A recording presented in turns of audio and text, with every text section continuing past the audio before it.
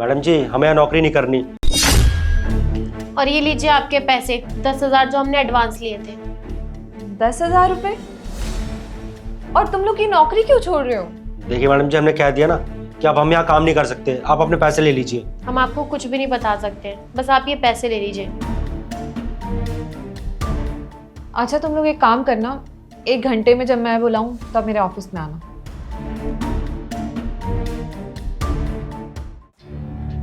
Yes ma'am, आपने बुलाया? हाँ बुलाया मैंने तुम्हें। ये लो 20,000 रुपये रमेश को दे देना, उसने एडवांस मांगे थे। ठीक है मैम। अच्छा एक बात बताओ, वो घनश्याम और उसकी वाइफ, उन्होंने भी एडवांस मांगे थे ना तुमसे?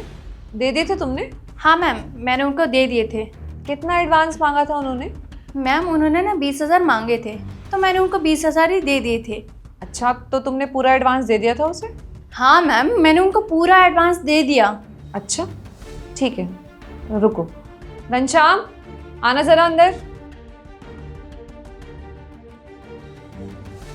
मैम आपने इन लोगों को क्यों बुलाया, और भला इन लोगों की क्या जरूरत है? अरे तुम लोग जाओ यहाँ से, तुम दोनों को समझ में नहीं आ रहा है। जैसे मैम यहाँ की मेरी बॉस है, वैसे मैं तुम्हारी बॉस हूँ, तो जैसा मैं बोलूंगी ना तुम दोनों को वैसा करना पड़ेगा, समझ आ गई? तो मैंने अभी कहा कि तुम दोनों जाओ, मतलब जाओ।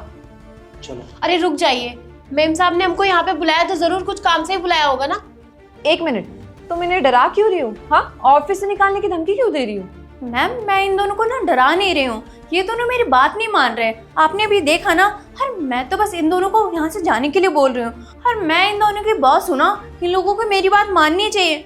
वैसे मैम आपने इन लोगों को बुलाया क्यों यहाँ पे, और हमारे कैबिन में इन लोगों को बुला के हमारा कैबिन गंदा कर रही हैं आप? देखिए ना मैम कितने गंदे लग रहे हो दोनों, मतलब धूल मिट्टी लगी हुई है इनके ऊपर। 1 मिनट, तुम कौन होती है डिसाइड करने वाली कि मेरे केबिन में कौन आएगा कौन नहीं? मैं यहाँ की बॉस हूँ ना, तो ये मुझे डिसाइड करने दो कि मुझे अपने केबिन में किसे बुलाना है और किसे नहीं। तुम मत लो इस चीज़ का जिम्मा। तुम बताओ तुम्हें कितने एडवांस मिले थे? मैम मैंने बताया तो आपको कि इन्होंने जितने मांगे थे मैंने इन दोनों को उतने दे दिए। और मैम आप इन लोगों से क्या पूछ रहे हो? ये लोग तो हमेशा झूठ ही बोलेंगे, और अभी भी देखो ना, अभी भी झूठ ही बोल रहे हैं। 1 सेकेंड, आप लोग बताइए आप लोगों को कितने एडवांस मिले थे? वो मैम सब 10,000। मैम देखिए हम दोनों अकेले में बात करते हैं, आप ना इन दोनों को भेज दीजिए। और मैम इन लोगों के सामने अच्छा नहीं लगता ना, हम लोग पढ़े लिखे लोग हैं, और ये गवारों के सामने ना हम कैबिन में बात करें अच्छा नहीं लगता। इनको हम भेज देते हैं, ठीक है मैम? अच्छा ठीक है, चलो इनसे नहीं पूछती। तुमने इनको पूरा एडवांस दिया था ना, पूरे 20,000 रुपये? मैम मैंने बताया ना आपको कि इन्होंने जितने मांगे थे मैंने दे दिए, और बार बार अगर आप इन लोगों से पूछोगे तो ये मेरी इज्जत नहीं करेंगे। तो मैम हम दोनों अकेले में बात करते हैं, इनको ना भेज दो आप। लेकिन इन्होंने तो मुझे बताया कि तुमने इन्हें सिर्फ और सिर्फ 10,000 रुपये दिए। मैम मैंने ना इनको 10,000 इसलिए दिए थे क्योंकि इन्होंने ना कुछ पैसे उधार लिए थे, तो उसमें से काट के मैंने इनको जो इनके पैसे बचे थे वही दे दिए। उधार? तो ये तुमने ऑफिस के अंदर दिए हैं या फिर बाहर? नहीं मैम, वो पर्सनली लिया था इन लोगों ने मुझसे पैसे, है ना? आप लोगों ने तो मुझे बताया ही नहीं कि आप लोगों ने अपने मैनेजर से पैसे उधार लिए थे। नहीं मैम साहब, हमने कोई पैसे उधार नहीं लिए, हमने इनसे 20,000 रुपए एडवांस मांगे थे, उसमें से भी इन्होंने हमें 10,000 रुपए दिए। हाँ मैडम जी, हमारी बीवी बिल्कुल ठीक कह रही है, सिर्फ 10,000 रुपये ही मिले हैं हमें। मैम देखिए ये लोग झूठ बोल रहे हैं, और तुम झूठ क्यों बोल रहे हो? मैम आपके सामने ना सीधे बनने की कोशिश कर रहे हैं, मैंने इनको ना 10,000 ही दिए हैं। मैम को सच सच बताओ कि तुमने जो मुझसे उधार पैसे लिए थे ना, मैंने वही काट के तुम्हें पैसे दिए हैं। भला तुम दोनों झूठ क्यों बोलो, मुझे समझ में नहीं आ रहा है। मैम इनकी बातों में ना विश्वास करने की कोई जरूरत नहीं है, आपके सामने ना ये लोग ना भोले बनने की कोशिश कर रहे हैं। देखो झूठ मत बोलो, तुम दोनों को अपनी नौकरी प्यारी नहीं है क्या? 1 सेकेंड, जब मैंने तुम्हें एडवांस पैसे दिए थे इन्हें देने के लिए, तब तो तुमने मुझे कुछ नहीं बताया था कि इन लोगों ने तुमसे उधार ले रखा है। तुम चाहती तो तब भी मुझे बता सकती थी ना। और तुम इसे उधार क्यों दोगी भला? क्योंकि तुमने तो मुझे खुद कहा ना अभी कि ये लोग कितने गंदे गंदे कपड़े पहने हैं, इतने मैले हो रखे हैं। तुम तो चाहती भी नहीं कि केबिन के अंदर आए, तो पैसे उधार देना तो बहुत बड़ी बात है ना। तुम इन जैसे गरीब लोग, गवार लोगों को थोड़ी उधार देना चाहोगी। तुमने अगर इन्हें उधार दिया तो तुमने तो बहुत बड़ी बेवकूफ़ी की है, और तुम जैसे समझदार इंसान ऐसी बेवकूफ़ी तो नहीं करना चाहेगा ना। तब मुझे सच सच बताओ आखिर बात क्या है? मैम ये मेरे सामने ना रो रहे थे, दोनों गिड़गिड़ा रहे थे, इसलिए ना मैंने इनको उधार पैसे दे दिए। मुझे क्या पता था ये दोनों आपके सामने आके ऐसे ड्रामा करेंगे और झूठ झूठ बोलेंगे। देखिए मेम साहब, ये हमारी कितनी देर से बेइज्जती पे बेइज्जती किए जा रही है। माना कि हम गरीब हैं, लेकिन मेहनत का कमाते हैं, किसी से फालतू पैसे नहीं मांगते हैं। और मेम साहब, हम इतने सालों से इस फैक्ट्री में काम कर रहे हैं, आज तक किसी से 1 रुपया उधार नहीं मांगा हमने। हम इनसे क्यों मांगेंगे? आपसे भी तो नहीं मांगा हमने कभी। देखिए ना मैम, आपके सामने कैसे आंखें दिखा रही हैं, डरा रही हैं, धमका रही हैं। इसी तरह ये सारे वर्कर से काम करवाती हैं।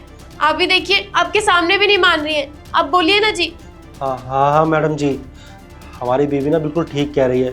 ये मैडम से हमने कोई भी पैसे नहीं लिए हैं। अगर हमें पैसों की ज़रूरत होती तो हम आपसे मांगते ना, आप हमारी मालकिन है। हमने इनसे कोई भी पैसे उधार नहीं लिए, सिर्फ एडवांस मांगे थे। और वो भी मैडम जी, इन्होंने हमें पूरे नहीं दिए, सिर्फ आधे पैसे दिए, 10,000 रुपये। और मेम साहब, अब से हम इस कंपनी में काम नहीं कर पाएंगे, हम ढूंढ लेंगे कहीं और काम।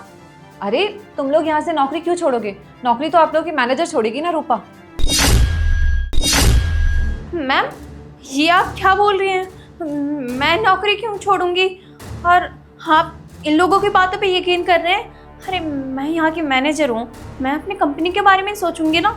आप मुझे क्यों निकाल रही हैं?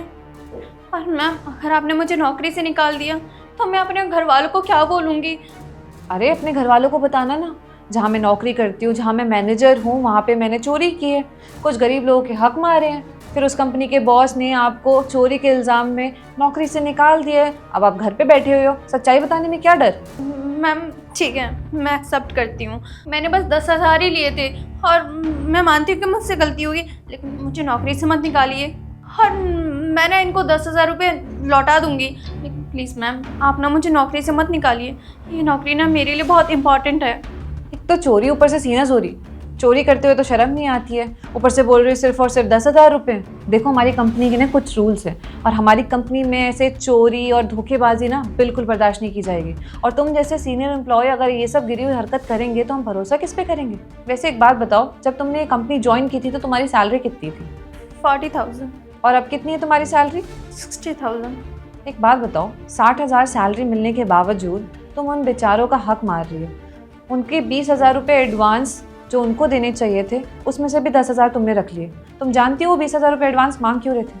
उन्हें अपने बेटे का इलाज कराना था, हॉस्पिटल में जमा करने थे वो पैसे, उनका बच्चा बीमार है, इतनी मजबूरी थी उनकी। लेकिन तुम कहाँ समझोगी वो मजबूरी? तुम्हें तो लगता है कि वो नाटक करते हैं, अपनी गरीबी का फ़ायदा उठाते हैं, हम जैसे अमीर लोगों के सामने सिर्फ और सिर्फ इमोशनल ड्रामा करते हैं। पर ऐसा नहीं है, वो सच्चे इंसान हैं। और तुम अमीर होने के बाद भी ना बिल्कुल झूठी हो, एक नंबर की झूठी। और तुम पे ना बिल्कुल भरोसा नहीं किया जा सकता। अरे मुझे समझ नहीं आ रहा, जब भी तुम्हें किसी चीज़ की ज़रूरत पड़ी है, चाहे तुम्हारे घर में कोई परेशानी हुई हो, चाहे तुम्हें एडवांस चाहिए हो, मैंने हमेशा तुम्हें दिया है। कभी मैंने मना किया? नहीं ना। लेकिन जब तुम मैनेजर बनी हो तो तुम्हें भी तो अपने एम्प्लॉयज़ का ध्यान रखना पड़ेगा ना। जो लोग तुम्हारे लिए काम करते हैं उन लोगों की जिम्मेदारी किसकी है? तुम्हारी। अगर उन लोगों को पैसे की ज़रूरत पड़ी है तो कौन देगा? तुम। लेकिन तुम तो बिल्कुल उल्टा काम कर रही हो। जो पैसे तुम्हें उन्हें देने चाहिए वो तो तुम अपनी जेब में रख रही हो। क्यों भाई, इतना लालच क्यों? तुम हमारी कंपनी में पिछले 4 साल से काम कर रही हो और तुम्हें 2 प्रमोशन भी मिले हैं। तुम्हारी कभी भी किसी ने सैलरी नहीं कट की, चाहे तुमने छुट्टी की हो, ऑप्शनल लीव में भी छुट्टी की हो, फिर भी तुम्हारी सैलरी का ध्यान रखा गया, तुम्हारा ध्यान रखा गया है। उसके बावजूद तुम जब बॉस बनी हो तो तुम अपने एम्प्लॉयज़ का ध्यान नहीं रख रही हो। क्यों? गलती मेरी है कि मैंने तुम पे भरोसा दिखाया। तुम मेरे भरोसे के बिल्कुल भी लायक नहीं, इवन तुम इस डेजिग्नेशन के भी लायक नहीं। कोई बात नहीं, मैंने तुम्हारे लिए एक सरप्राइज़ रखा है।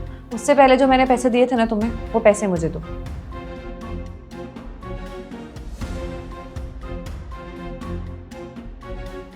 और ये लो, इसमें तुम्हारे लिए सरप्राइज़ है, खोल के देखो इसे।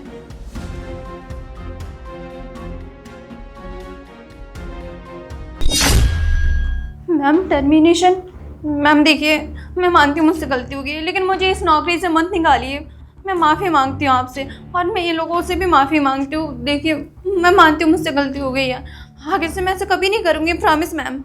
तुमने कोई छोटा काम नहीं किया है, बहुत बड़ा अपराध किया है। और तुम जैसे चोरों को अगर मैं अपनी कंपनी में रखूँगी, वो भी इतनी अच्छी डेजिग्नेशन पे, तो भाई मैं तो अपनी कंपनी को रोड पे ले आऊँगी।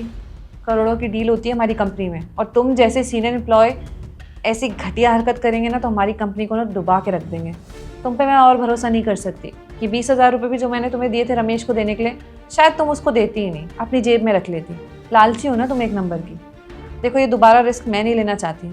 इन फ्यूचर तुम्हें फिर से लालच आ जाए, तुम्हारी नीयत ख़राब हो जाए और जो हमारे करोड़ों लाखों रुपए आते हैं क्लाइंट्स की तरफ से, वो तुम अपने पास रख लो और मुझे बताओ भी ना। मैं अपनी कंपनी को लेकर किसी भी तरह का कोई रिस्क नहीं लेना चाहती, क्योंकि मैंने ये कंपनी बहुत ही मेहनत से खड़ी की है। और रही बात तुम्हें माफ़ करने की, तो मैं तुम्हें माफ़ नहीं करने वाली। तुम अपने पेरेंट्स को लेकर आना। ज़रा मैं तुम्हारे घर वालों से बात करूँ कि जिस पैसे को लेकर ये आपकी बेटी इलाज करवाती है ना आपका, आपके घर की खुशियाँ देखती है, जिम्मेदारी उठाती है, वो एक्चुअली पैसे इसके हैं ही नहीं। वो पैसे कुछ लोगों के हक के पैसे हैं। उन्हें भी तो पता चलना चाहिए ना उनकी बेटी कैसा होनहार काम कर रही है, तभी तुम्हें माफ़ी मिलेगी। मैम देखिए, मुझे माफ़ कर दीजिए, मैं प्रॉमिस करती हूँ आज के बाद मैं ऐसा कभी नहीं करूँगी। लास्ट मौका दे दीजिए मुझे प्लीज़। कोई लास्ट मौका नहीं मिलेगा तुम्हें। तुमने मेरा भरोसा तोड़ा है और मैं तुम्हारे पे दोबारा ट्रस्ट नहीं कर सकती। I am sorry. तुम प्लीज़ यहाँ से जाओ और दोबारा ना प्लीज़ अपनी शक्ल मत दिखाना, क्योंकि मुझे नहीं लगता तुम्हें कभी भी अपनी गलती का एहसास होगा। देखो तुम शांति से यहाँ से चले जाओ, वरना मैं धक्के मार के भी तुम्हें यहाँ से निकलवा सकती हूँ, फिर तुम्हारी इंसल्ट होगी। जाओ।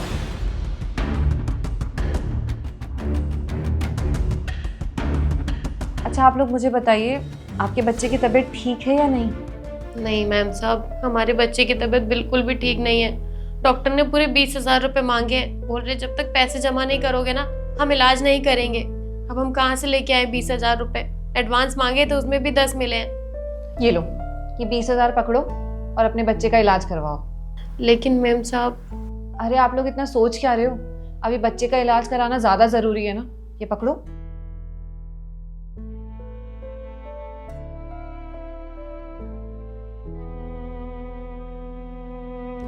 शुक्रिया मैम साहब, वैसे हमारी गलती है, हम आपको ही गलत समझ बैठे। हमें पता ही नहीं लगा कि ये सारी गलती उन मैम साहब की थी। हमें लगा था कि आप ही मदद नहीं करना चाहती हैं, हमें नहीं पता था कि आप सच में पैसे दे रही हैं। हाँ मैडम जी, उन मैडम से हमने बोला भी था कि हमें बहुत ज़रूरत है पैसों की, लेकिन उन्होंने बोला कि इतने ही पैसे मिलेंगे, रखना है तो रखो, नहीं तो ये भी छोड़ दो।